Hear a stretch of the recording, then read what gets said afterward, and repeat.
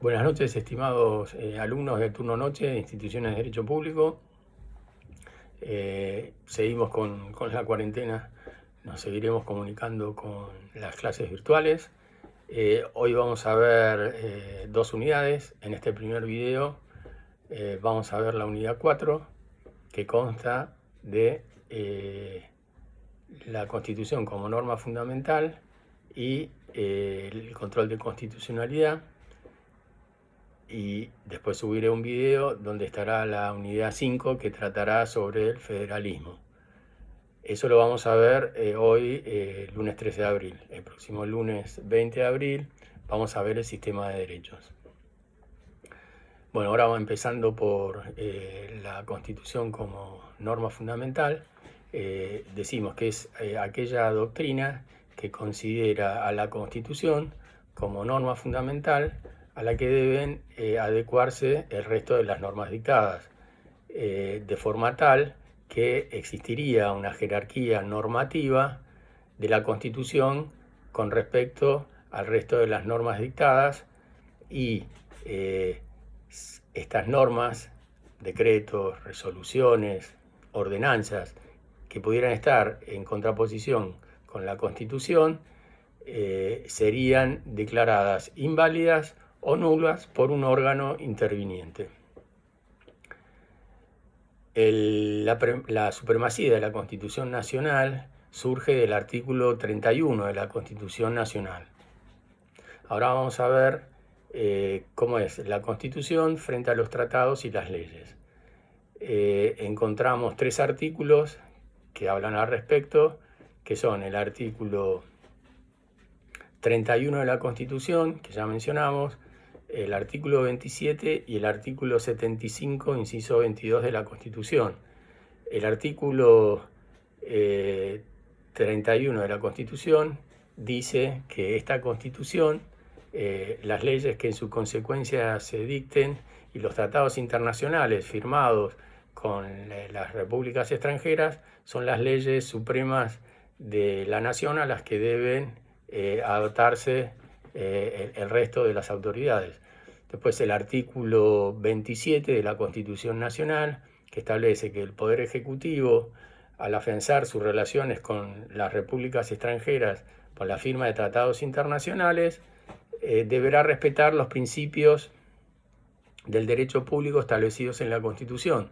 Y finalmente el artículo 75, inciso 22, habla de los tratados de derecho internacional que tienen jerarquía equivalente al de la Constitución Nacional y dice que esos tratados firmados en las condiciones de su vigencia, siempre que no alteren principios reconocidos en la primera parte de la Constitución, podrán ampliar esos derechos establecidos en la primera parte de la Constitución, se incorporarán al ordenamiento argentino, de forma tal que nos quedaría una pirámide o un vértice.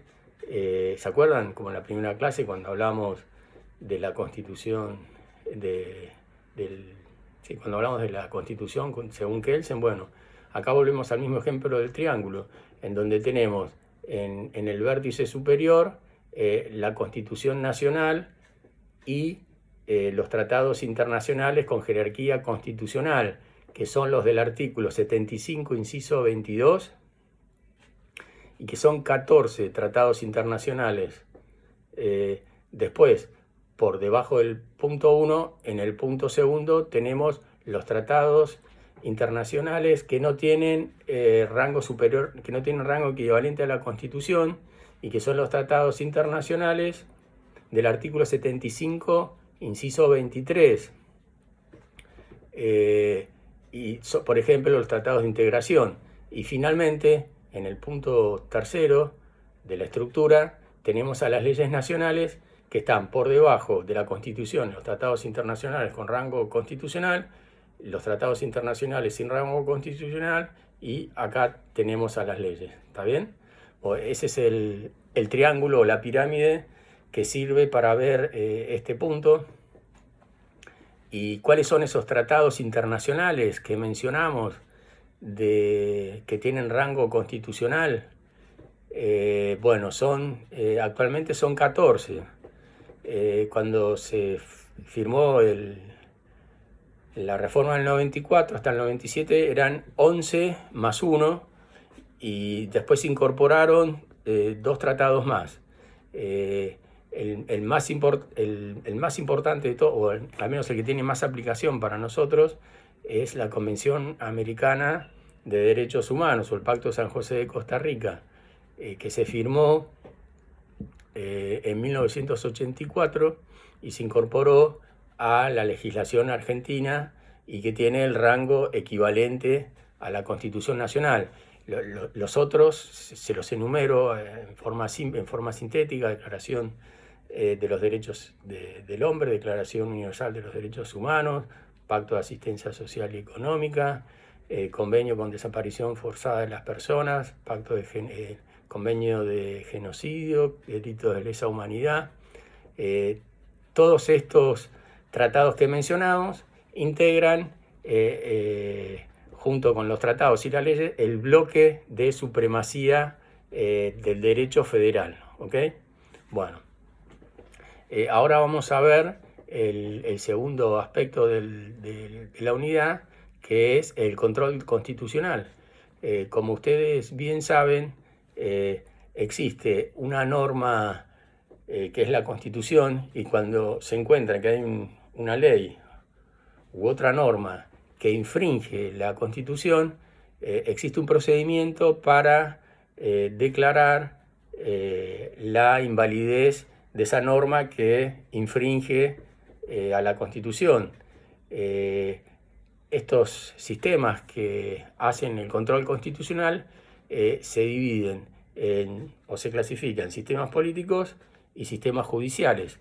El sistema político se le otorga a un organismo político la facultad de declarar la inconstitucionalidad de una ley en el caso de que esa norma inferior vulnerara la Constitución.